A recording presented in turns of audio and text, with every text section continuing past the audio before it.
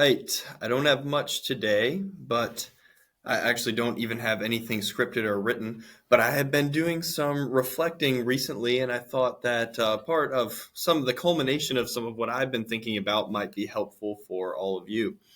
So, to start off, I have had the privilege of having access to university libraries for the last 7 or so years of my life, really, ever since I went to college until very recently.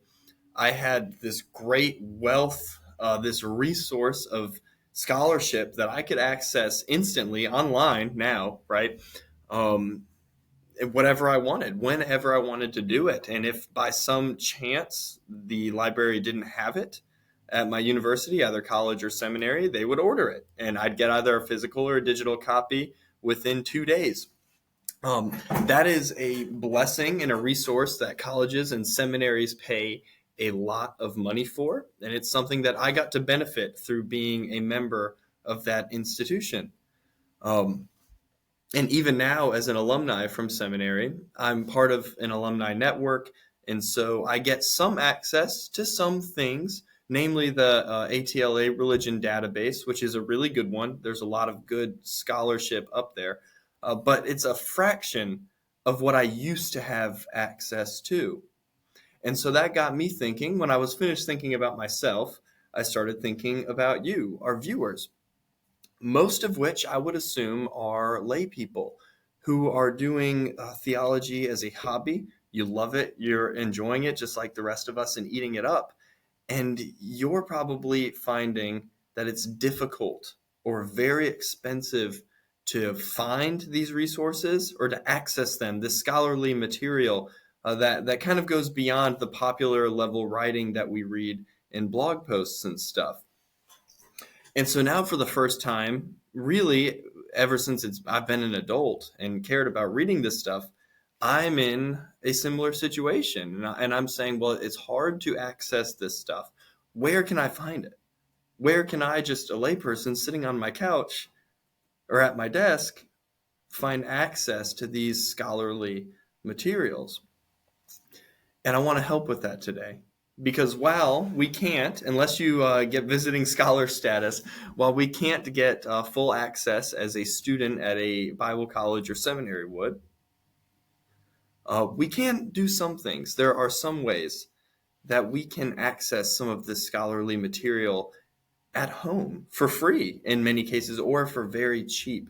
And so I want to share with you just briefly about 5 or 6 different resources that I think are very helpful, that you can find all sorts of scholarly journals and articles, even full books sometimes, both old and more modern scholarship.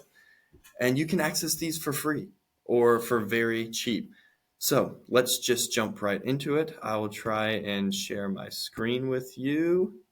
I shared my screen, shared my email, so I wanted to cut some of that and just get you to this stuff. So the first of the 5 or 6 resources, I want to show you how just sitting at home you can do some research yourself and read some of these sources that you hear professors or your pastor even talking about.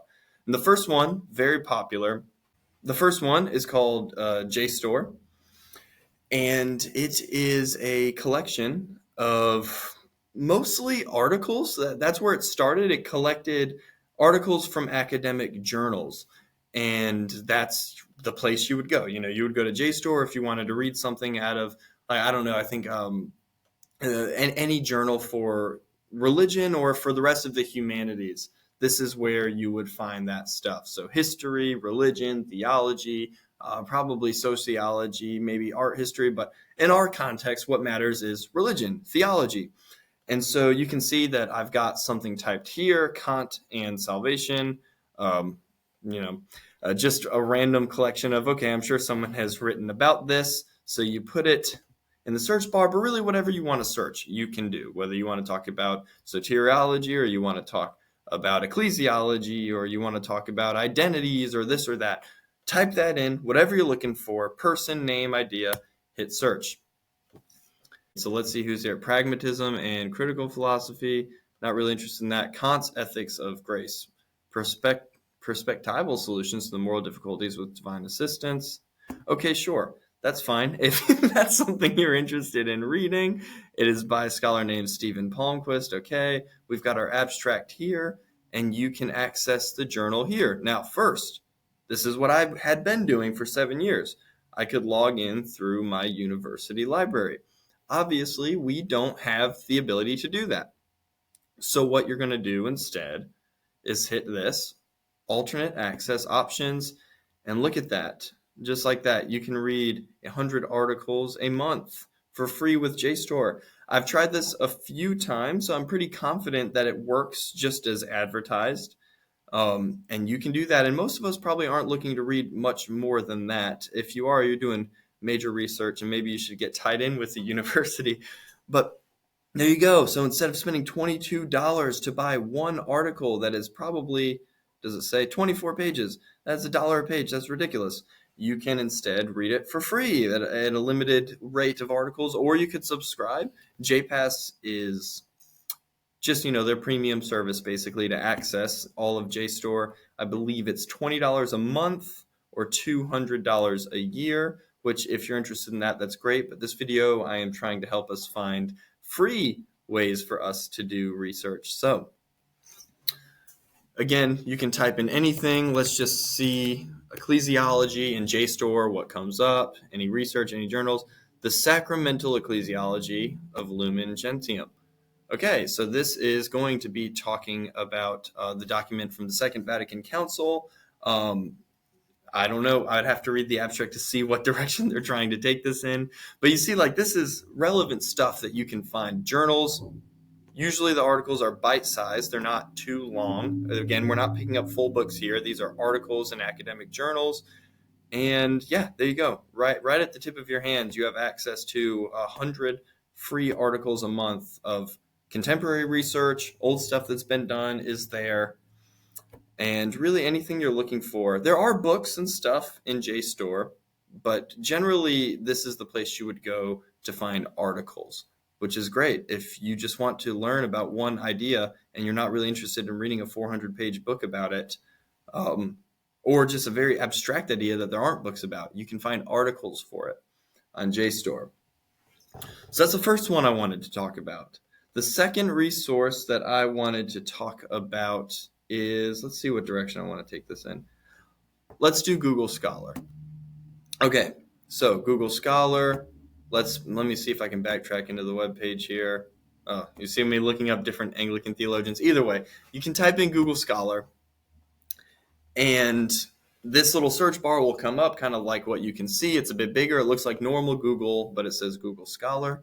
And this is really pretty good for everything, I would say. If I had to pick one strength of Google Scholar, their big thing that they do best, it's you get previews for really big books.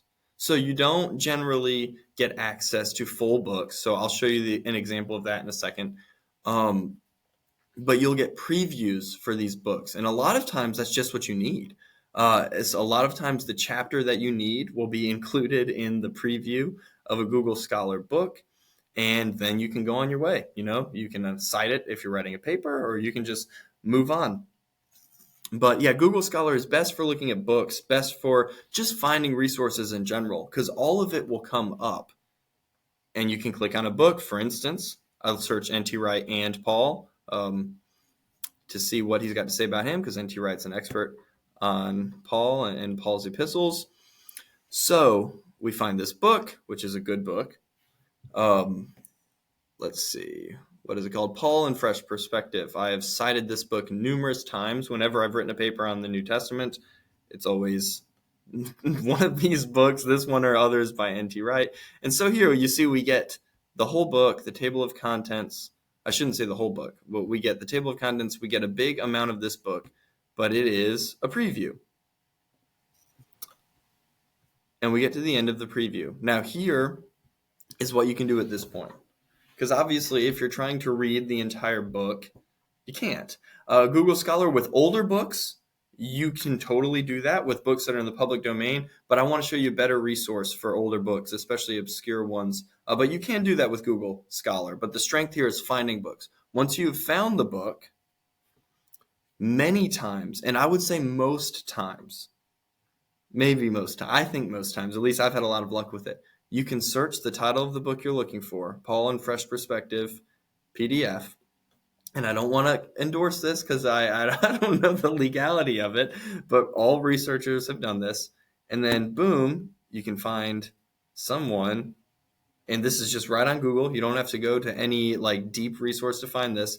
You can find someone who's uploaded a PDF of the entire book.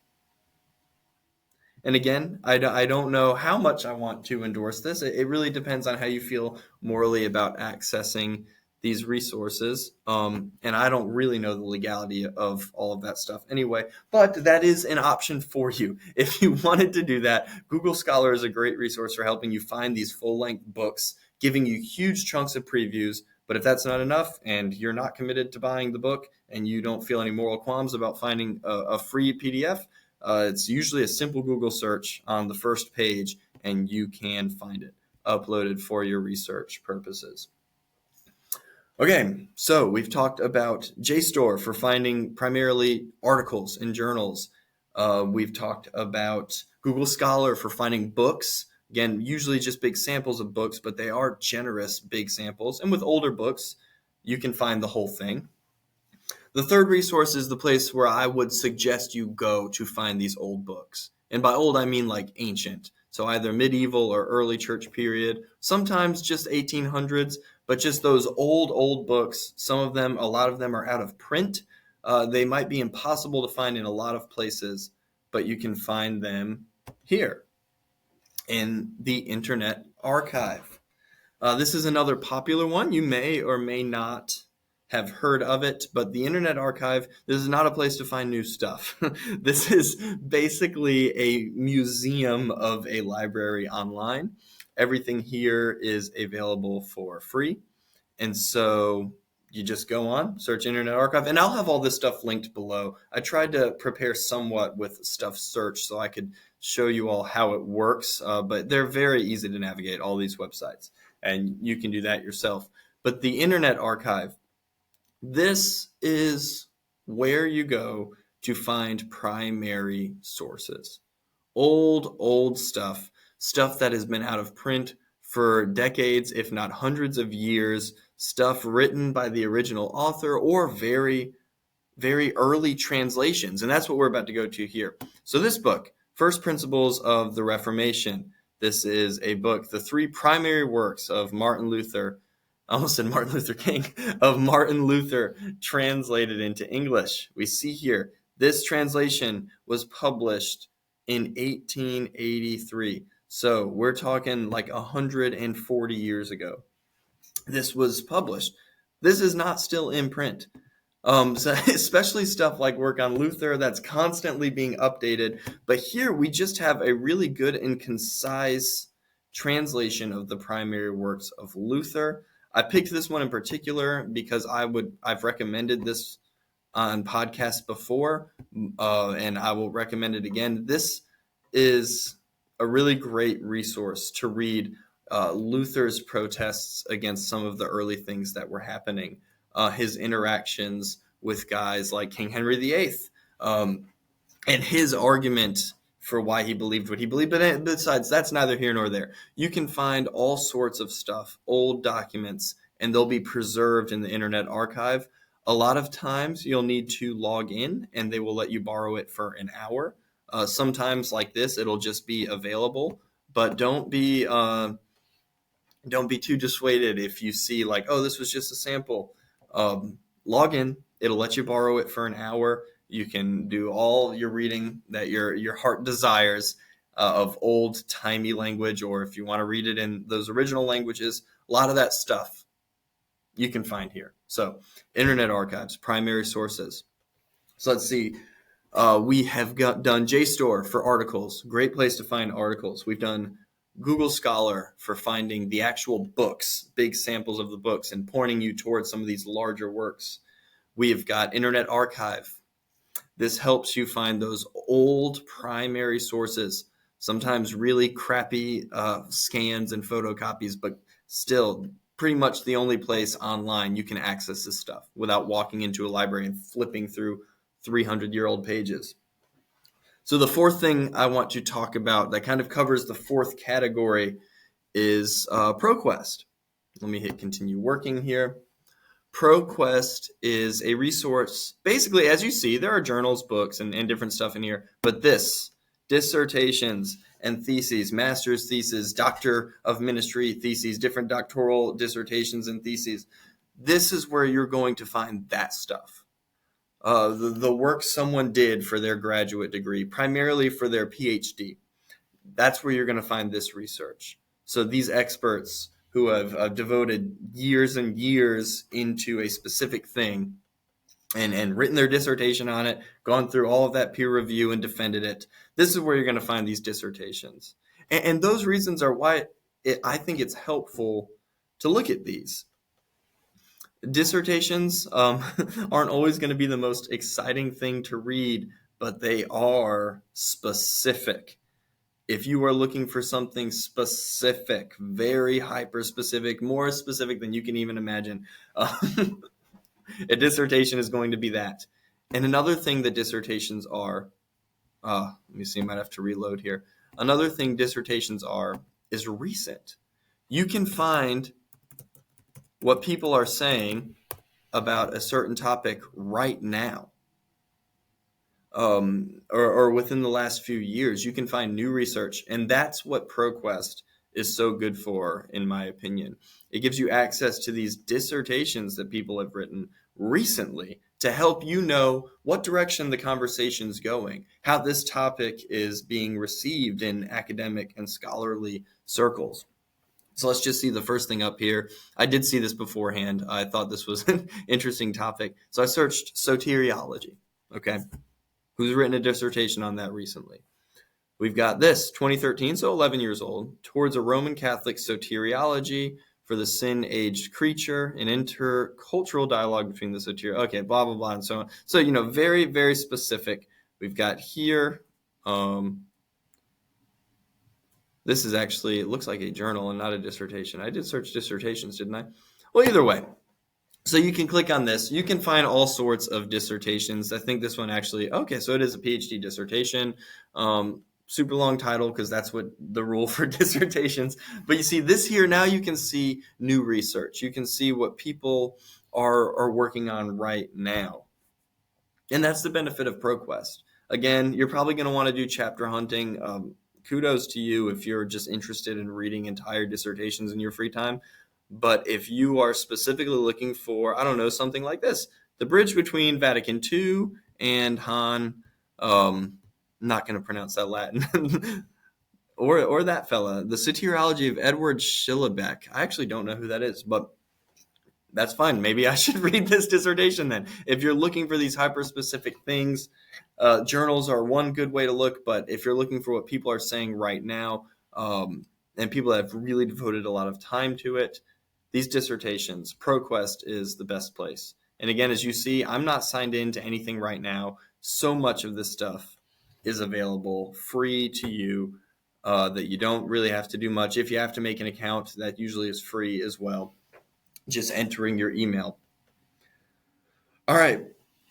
So the last two things I want to talk about, let me see if I can get myself out of screen sharing. All right. So we have those four things. You're looking for journals, JSTOR. You're looking for full books and where to get access to them, Google Scholar. Looking for primary sources, old ancient stuff that's out of print, Internet Archives. If you're looking for dissertations, new research, the cutting edge, whatever that may be, what have you, ProQuest. That's the place for you. The fifth option is a bit more practical. You will probably have to get out of your house for this one. But look at if you have a local university or a Bible college or a seminary near you, visit them. Walk into their library. I promise you they won't stop you. You can, I mean, I don't know. I haven't been to every seminary, but every college and seminary I've been to, you can walk into the library. You don't need a card. You don't need a student ID. You can walk right in through the little, electric metal detectors they have, and just explore. And you can even search online at their university website. Usually you'd be able to do that. Sometimes you can't. And find where things are that you're looking for. And you can read the physical books. You can't take them home, obviously. You can't check them out. You can't look at any of their digital stuff. But if you have a seminary or a university nearby, walk into their library. It will be okay. If you get kicked out, I'm sorry, but I've never heard of that happening. You are welcome to roam in there and flip through and read as many physical books as your heart desires. And then I'll throw in a bonus one. So that's 5, university library. That's probably the best resource that you can find because they'll have all this stuff in print. And kind of a tack onto that 5.5, 5B, a church.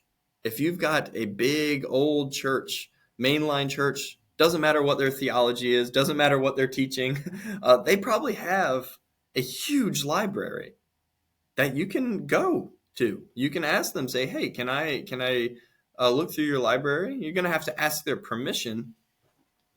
But many times I'd be willing to say, they'd say, yes, we have a great library, and no one's been in there for 50 years. So yes, please go and read and borrow books. So that would be my 5.5. 1, go to university libraries. If you have one, just walk straight in. 2, if you've got an big old church, they probably have a library themselves. Okay. I've got a meeting to get to, so I will make this last part very quick. The last thing I would say, if you're looking for scholarly sources, if you're looking to read scholarship on a certain thing or on many different things, find the resource you're looking for, the book, the article, the journal entry. Get the email for the author who wrote it and ask. Just ask. When I was in seminary, I got to spend a year working as a research assistant for one of my professor's books. And I felt way out of my league, but anyway, I got to do that. It was a lot of fun. And I found some stuff that I didn't have access to. I was using JSTOR. And I found an article. I couldn't get access to it. It was behind a paywall. I found the author, found out he was a professor at Rutgers University, got his email, and I just asked him. I said, hey, I'm doing this research. I'm a research assistant. I really need this article. Don't want to pay $200 for it from this publisher. Can you send it to me?